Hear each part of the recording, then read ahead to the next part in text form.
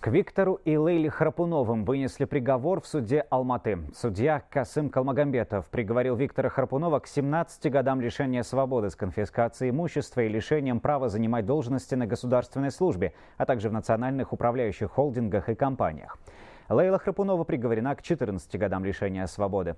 Суд также постановил конфисковать имущество. Разбирательство по делу Виктора Храпунова проходило без его участия.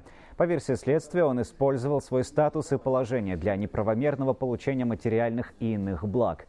Экс-акима Алматы признали виновным в незаконной передаче в частную собственность объектов природоохранных территорий, земли и водоохранной зоне, а также историко-культурных объектов.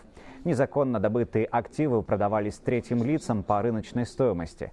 Причиненный государству ущерб превысил 250 миллионов долларов.